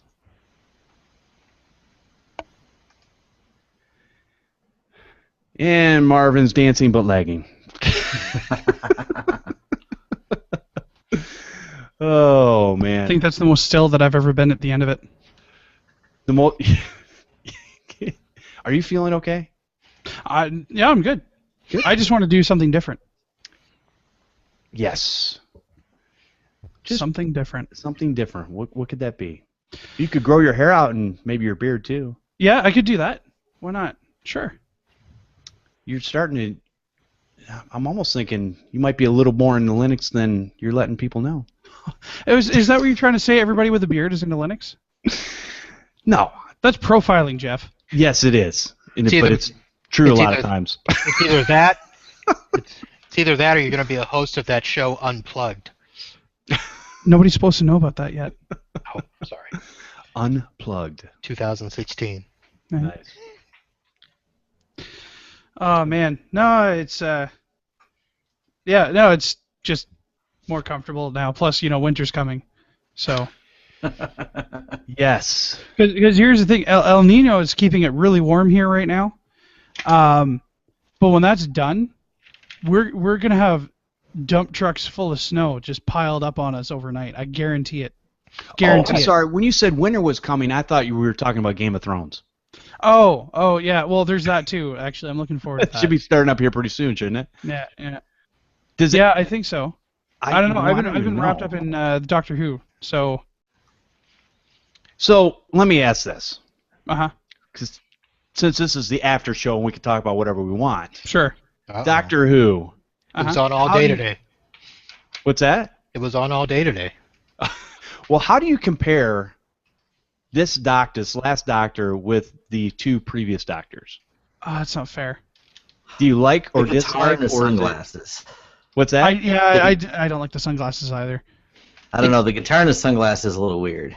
I like the sonic screwdriver. Sonic sunglasses? I don't know, man. It did go a little bit over the top on that. Yeah. I can even handle the guitar. I don't have a problem with that. But the sunglasses are ridiculous. And they get broke all the time. I don't get that. Yeah, there's that too. You didn't see the sonic screwdriver getting broke, did you? I mean, most of the time. Once in a Once while, in a it while. gets broke. We had a friend of ours. She comes over to watch Doctor Who with us because she doesn't have cable, and we had to stop watching it because she hadn't watched the movie. So not this week, but the week before, the episode was a tie-in to the 50th anniversary. Oh yeah. And 15 seconds into it, we had to stop because she was freaking out. Just losing her mind, like, where is this even coming from? What did I miss? She said, oh, you weren't with us. We went to the theater and we watched this. So we had to watch the movie first. I actually have that on Blu-ray. Yeah? Yes. Did you see it in theater? No. Oh, man. Okay. I don't watch things in theater, man. You should have. This was an experience. At the beginning of the movies in the theater, they're like, put away your cell phones, don't be a jerk, don't hit the seat in front of you, all that stuff. They didn't play the normal ones. The cast of Doctor Who actually made their own. Oh, nice. And so, like, Thrax was torturing somebody that snuck popcorn in or snuck candy in or something. Okay. And at one point, the doctor had you look at the person next to you as a 3D movie. He said, okay, close your right eye. Okay, don't panic, but if one of their eyes turn black, they're an alien, you're already dead. Oh, wow. Okay. Yeah. It was fantastic. That's cool. Hey, Mitch says that spring of 2016 Game of Thrones comes back. What is with this TV stuff nowadays? Everybody's seasons are like way different. Yeah. They're not consistent, not the same. It's to stagger the releases of the first few episodes so that they can get the most out of their audience. I do not like content creators except for me. There's no, not the creators. It's actually the middle people that are. Yeah. What's that other show that just came? Ash versus Evil Dead. No, I don't that's not right. Because I don't have stars, I can't watch it. You have torrents, right? What's that? But you have torrents, right? Shh. We don't talk about that on those. You know what? I don't. Okay, here's. What about HBO Now? What about it? Well, it sucks. It doesn't work. That depends on. Well, what do you mean by it sucks? I mean, I use it. It works. It doesn't work. Okay, here's what. No, okay, you have HBO, so you have HBO Go or HBO Now? Oh, that's a good question. What's HBO the one Go is the one that you get if you have cable. HBO Now is the one that you can subscribe to without cable. So I have the one with cable right now. Okay, so you have HBO Go. I subscribe to HBO Now, and basically, here's what HBO Now looks like. Okay. And then, that's because the cable companies have really, positioned themselves in a way of stop buying these other lesser grade products. come back to cable and we'll give you the HBO Go, and you won't have that. I refuse to spend $70 a month to watch The Walking Dead. I am more than willing to spend Then you watch The $19 Crawling a month. Dead. That's right. I am 100% willing to spend the $19.99 a month for HBO Now to watch The Walking Dead, because I would rather pay for a legitimate service than to pirate if I have that option. But this is ridiculous. I've just given in, but not to the cable companies. It's because my wife wants to have the option of watching whatever she wants whenever she wants. So we have cable, Hulu, Netflix, Amazon Prime, whatever. I don't know. We're paying like $300 a month for. Oh, it's ridiculous. And here's the thing. If you try to do a la carte, you're going to end up paying more than what a cable subscription will cost you. So the reality is, things like, because I don't want to deal with it, things like Doctor Who, I just go on Amazon, I order the whole season, and don't worry about it. Go downstairs on Sunday, go into my Blu-ray player, go to Amazon, start the episode, boom, I'm done. Because so I've spent $30 for this season. Because I don't feel like trying to find it on the cable channel and getting it at the right time and watching it streaming with their cruddy service. Yeah. Amazon works 100% of the time, every time. So I just use that. See, we've been really happy because, okay, so just to preface this, like in Canada, you can't get cable, internet, and phone for $99.99. That just doesn't exist. We can't either. Yeah, I was going to say, that's only the first year. Well, that depends on who you talk to. I used to work sales and retention for Bright House Cable, so I know a lot of what you can get away with. Don't tell them I said that. But you can't get like that. Even after the first year, that $109.99 pricing, that we laugh at that. It was hilarious because we'd be sitting there. The call center's here in Barrie, and we'd be sitting there taking these phone calls from these people, and they'd be complaining about their bill, and I'm like, that bill's $169 up here, dude. Like, do it. But so I refuse to spend that kind of money. We have Hulu, we have Netflix, we have Crunchyroll, and we have Funimation. Those are our 4 streaming services, and it costs way less for us to have those 4 things than it costs to have cable. And we have almost everything that we want. The only thing we were missing was HBO for one show. Well, the problem is, though, a lot of those streaming services you just named are very niche, and they're going to be good for you. The problem is the other people out there that watch mainstream shows. Here's my rule of thumb. If I can't get it on Hulu, now I'm talking about the free version of Hulu where they keep 5 episodes at a time, even though it's 30-day lag in between the shows. If I can't get it on Hulu, Netflix, Prime, or something to that effect, except for Doctor Who, I just won't watch it. So here's the cool thing. Most of my shows stop after season 2 or 3 anyways because they're all sci-fi. And most of the sci-fi never lasts, so I get to watch 3 great seasons and then move on to something else. And I can usually get those on any of those services, no problem. Now, if I was watching Bachelor or whatever those other dumb shows that people watch are, sorry. Dude, be very careful where you're going. Sorry, it's true though. You watch The Bachelor? It's not reality, people. It's not reality, okay? Get over it. It's scripted, not reality. They're in love, Jeff. The only reality TV show is Cops. Let's give it. There you go. Except for episode 163, you can just ignore the guy in the van there. Oh. I don't know. I got rid of cable TV in 2011, 2010. Really? And yeah, we just have Hulu and Netflix and YouTube.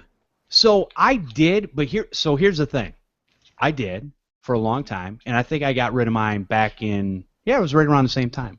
What ended up happening last year was because I pay for the highest tier of internet that I can possibly get in this area through Comcast, they basically threw everything at me for cable TV for like $20 on top of what my service, which is $100, was already at. So with tax and everything, I'm at like $129. But that gives me, $120 down. No, it's not that high up here. I think it's $120 down, and I think it's $100 is the max, but I get about $100. Should be $100 down and $20 up. Yes. Yeah. So I get about $120 and $25 is where I'm at most of the time. So yeah, I don't know. It sucks. I'm tired of these companies trying to gouge us for every little thing. And then here's the thing. So I get the streaming service through Comcast, so I can watch the things on my computer, which is where I watch most of my things, anyways. And the streams, because they tie into things like Hulu or Stars or HBO. The Hulu one is horrible. It restarts all the time. It starts me back at the beginning of the episode, even when I'm a quarter way through, halfway through, three-quarters of the way through. The reason is their system for the – I keep getting this thing that pops up. If you're using ad block software, we try to pay for this content using the ads. Turn it off. I'm like, I don't use ad block software. It's not me. Don't know what's happening. Yeah. But sure enough, it goes and it resets, and I'm like, this is... Well, here's what you got to do. You got to buy the Roku 3. I got it. And use all the stuff through the Roku. Except that I have a beautiful 55-inch screen TV that I don't watch because, quite honestly, I'm comfortable right here in front of my 30-inch screen that's about 24 inches away from my face, and I can sit up here and do whatever I need to do. So change out your 33 for the LED TV / HDMI / TVI monitor, so you can hook up your Roku in there with all your other stuff. I actually could hook up a Roku to this, no problem. But my wife uses Roku on her TV in the bedroom all the time, so that's why I got two. Yeah, I probably should. She can have hers, and I can have mine. That's probably a great way to do it. Some streaming services like Netflix, I'm amazed at how clear and concise and precise that it is. I can watch a show no problem. It's smooth. Yeah. It's amazing to me. Yep. Prime, same thing. Amazon, same thing. Any of the streaming services I have no issues with. Same servers. Yeah, probably. Well, you're right. Fair enough, yeah. You're right. That's a good point. I've never had a problem with Hulu.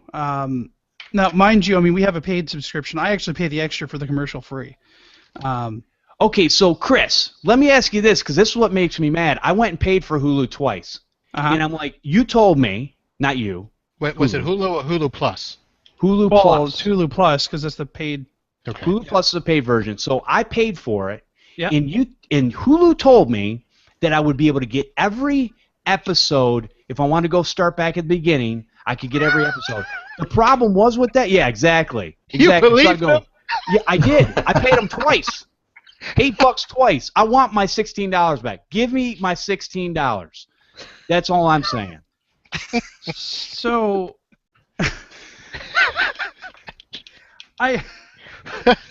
Hulu's only good for like 5 episodes. If you don't watch it within the 5, well, no, that's not true.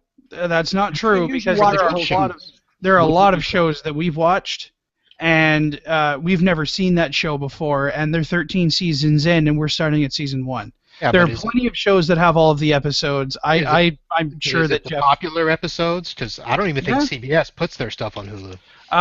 So there's some, not all. Why would CBS be the only? Whatever, it doesn't matter.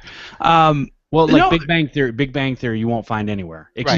You don't. But I mean, like we watch Scandal. We watch what's the FBI one? With the girl with the tattoos. Now I'm trying to remember the name. Blind Spot. Yeah, that's been a great show. So Scandal was the other one. We watch too many shows, and my wife keeps track of all of them. So I'll come home and she'll say, "Okay, it's this show tonight. This is the show that we're watching." So she keeps up with that for me. Right. Yeah, we have the DVR for that. Yeah, but most of the stuff that we watch is on Hulu in the first place. I'm too cheap to pay for the DVR. Most of the stuff that we want to watch is pretty much on Hulu in the first place. If not, it's on Crunchyroll or Funimation. The kids like Netflix because there are certain shows on Netflix that they like to watch, so we keep that going. And we just flip between the different services and get everything that we need. Again, with the exception of Game of Thrones, but if I'm canceling my HBO before the trial is done because they haven't been able to fix that, whatever that problem is. So if they ever fix that, we'll go back to them for Game of Thrones. But otherwise we'll. Yeah. Jeff, all the devices are the same price. As far as what? The boxes, the standard box they give you, the DVR box, the HD box, they're all the same price. Really? Yeah. I only have one box, so I have to see. So. Well, like I said, we got freaking everything. I've got a box for every room where there's a TV. Okay, I will check in it because I do have the HD box. It's just not a DVR. Right, that's a separate box, but it's the same price. Gotcha. Okay. So just swap it out. Okay. I will definitely. Well, we're about to renew the contract, so they'll be calling me here shortly, or I'll be calling them saying, "Oh, so I'm you not can paying get it it for $99 for another 12 months." Yeah, I'm gonna get it back down. Well, it's $129, but yeah, I'm gonna get it back down to that. What you tell them is that, you know what, I just haven't been happy, and we were having all of these problems, and I mean, it's really affected me, so I've decided to go with another company. Why don't you go ahead and transfer me to your retention department? I'll explain it to them. Ooh, that works. You are a salesman, aren't you? I worked in that department. I know exactly how it works. Nice. I am. Right. If I have to add another cell phone to my cell phone plan, I have to be escalated to the retention team to be able to add cell phones because nobody else has access to the codes that we get. Gotcha. Now I don't do that unless I've had problems and that we need to get it all figured out. But you had a lot of problems with Comcast over the last year. No, it was actually Wide Open West. Oh. So I had to switch to Comcast. Oh. To get away, because Wide Open West still never solved my problem. I gotcha. You know what? I apologize then, because I thought that it was Comcast that you had an issue with. No. So what I'll do when Comcast calls, I'll say, you know what? All we really use is the internet. Just keep me on the internet tier. Get rid of all the TV stuff. I'll turn it into box. That'll go to retention anyway. Exactly. Yeah. I know. So they're going to offer me something and go, well, listen. Right, you can get internet for this much, but we can get you this, and you'll actually pay $10 less. See, I was okay. So when I was in retention, and I went up with a lot of these, my supervisor hated me because they had to verify my commission every week. Because I'd wind up with somebody calling in because their bill would go from $75 a month to $89 a month with internet and cable, and so they'd be calling in to cancel because their bill went up, and I'd always ask them well, who's your home phone with? Oh, it's with Verizon. Okay, are you paying more than $10 a month for your home phone? Well, of course I am. That's ridiculous. All right, well then we'll port your number over for $10 a month, and you'll have all three for $99.99. Nice. Every single time without fail, you'd make that sale. Yeah. So those retention people, they are specifically trained to look for what it is that they can add to your account to give you a better value, rather than losing money on you. Absolutely. And that's exactly what you'll get. I could have probably got the $99 deal, except I have like I said, the highest tier package for internet, and I don't use the phone. There's no way I would use the phone. So yeah, well, they tried to give it to me before, and I was like, oh no, I just don't want something else to deal with. All right, well, I think with all that being said, it's been a great show and a great week, and we will see you all next Sunday, same time, same place, same channel. Have a great week, everyone. See ya.